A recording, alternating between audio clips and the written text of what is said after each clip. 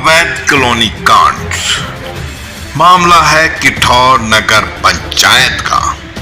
आपको बताते चलें, मेरठ के किठौर से बड़ी खबर। नगर पंचायत क्षेत्र में बिना नक्शा पास किए और बिना धारा 143 के अवैध कॉलोनियां तेजी से काटी जा रही हैं।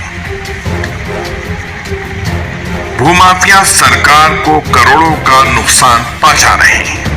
गरीब और बेसहारा लोगों को सपनों का घर का झांसा देकर लूटा जा रहा है। लेकिन ध्यान रहे, न मालिकाना हक मिलेगा, न बिजली, न पानी और न ही नगर पंचायत में नामांकन।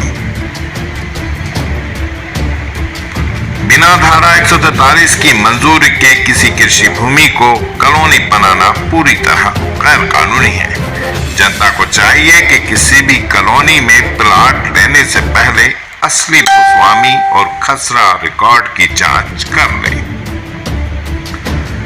ये पूरा मामला नगर पंचायत किठौर के मवाना रोड का है, जहां एमएच ट्रेडर्स के सामने खसरा संख्या 874 और 875 में अवैध प्लाटिंग की जा रही है। खसरा 874 में जाहिद और शाहिद पुत्र नन्हे खातेदार सह खातेदार हैं, जबकि 875 में दोनों का 1/4 भाग है। इन दोनों खसरा नंबरों में अभी तक सामूहिक बंटवारा यानी डॉलबंदी नहीं हुई है। ऐसे में इन भूखंडों पर कोई भी सौदा कानून के विरुद्ध माना जाएगा। मेरा नाम है जी जाहिद अली। अच्छा। क्या मामला है, बताइए। मामला हमारा ये है जी, जो हमारा रकबा है 875 और 874 जी।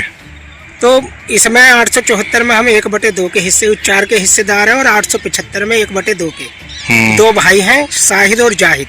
अच्छा। मैं जाहिद हूँ और मेरा भाई शाहिद है। उसकी मृत्यु हो गई है। मेरा रकबा लगभग 1737 मीटर है। तो उसका भाई बेटा है अयान और उसकी पत्नी बेवा है खुशनुमा। तो वो इसमें जो है प्लॉट बेच रही है बगैर पूछो। तो इसमें यह है कि इतने हमारा समझौता नहीं होता है, इतने इसमें कोई प्लॉट ना ले। अगर प्लॉट इसमें कोई खरीदता है वो स्वयं जिम्मेदार होगा इसका। अच्छा। और बच्चे नाबालिग हैं, उसके 3 बच्चे नाबालिग हैं। उन बच्चों के हिस्से बेच रही है। वो लड़का जो है वो किसी का सहारा लेकर उन्हें लालच वालच दे करके और प्लॉट इसमें बेच रहा है, ऐसी प्लॉटिंग कर रहा है। अच्छा, कोई किसी माफिया से मिल गया हो, कोई वैसा हो प्रॉपर्टी डीलर? हाँ जी, माफिया तो उसके साथ रहता, जो हाजी नदीम है। हाजी नदीम है और एजाज उसके बाप का नाम है। वो उसके साथ जाता और बेचता। और एक प्लॉट के जो कई बैनामे करा रखे। मैं अपना परसों बैनामा कराने के लिए गया, मैंने तो बेच रखा, मैंने तो ये बेच रखा। अरे जो हमारा है हिस्सा वो तो हमें मिलेगा, हमारा कहाँ है? पहले मुझसे 4 लाख रुपए की डिमांड करी कि 4 लाख रुपए दो मुझे और तुम अपना प्लॉट का बैनामा करवा लो। और नहीं, मैंने तो दूसरे को करा रखा। फिर एंड में आकर उस नदीम ने मुझसे 2 लाख रुपए की डिमांड करी। फिर लास्ट में आकर 5000 रुपए की डिमांड करी। मैंने कह दिया मैं तुझे कहाँ से दूंगा, मुझे तो अपनी अभी पैसे नहीं मिल रहे। जो तू रकबा इसके साथ में मिलकर रकबा ये सारा बिकवा देगा, फिर क्या बचेगा इसमें? ये यतीम बच्चे हैं, वो तो बेकार हो जाएंगे। कोई मालिक थोड़ी तुझे क्यों? नहीं, वो इसका मालिक है, उसका तो कोई नाम थोड़ी है। अगर उसका नाम हो इसमें हो तो वो सही भी है, करे। तो इसके लिए कार्रवाई भी होनी चाहिए। ठीक। सरकार से क्या मांग करते हो? सरकार से यही मांग है, जो हमारा हिस्सा है वो हमारा हिस्सा हमें मिल जाए। जो उन बच्चों का हिस्सा है वो उन्हों को चला जाए, जो बच्चे नाबालिग हैं। ठीक। और धारा 24 में जब तक हमारी डोलबंदी ना हो जाए कोई इसमें प्लॉट ना खरीदे। अच्छा। जो कोई खरीदेगा वो स्वयं जिम्मेदार। मेरा इसका 874 और 875। अच्छा, तो ये आपका है? जी। अच्छा, ठीक है। कस्बा किठौर का मामला है? कस्बा किठौर का मामला है।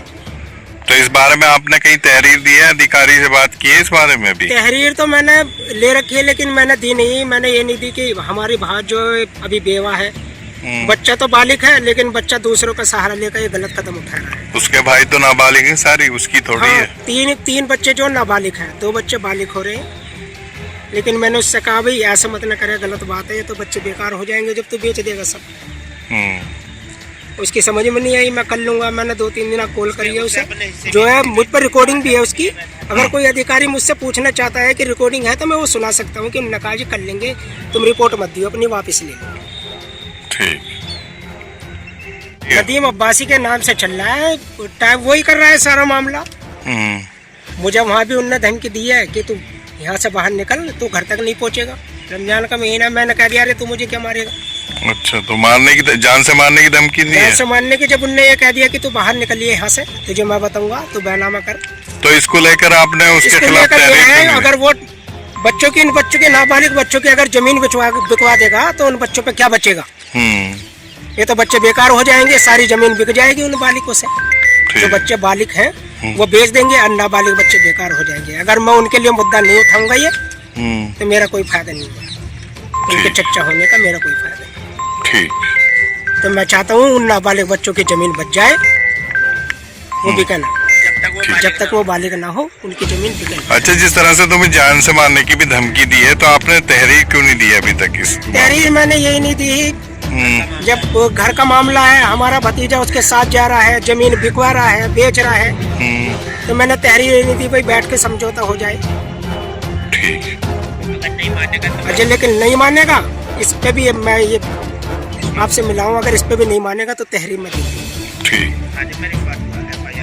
FIR देंगे मुझे करानी पड़ेगी। नगर पंचायत किठौर का ये मामला जहां एक तरफ अवैध कॉलोनियां बसाने का है, वहीं दूसरी तरफ राजस्व की चोट पहुंचाने का है और गरीबों की जमीन 420 के जरिए बहला फुसला कर खरीद कर उन पर कॉलोनियां काट कर ऊंचे दामों पर बेचने का भी है।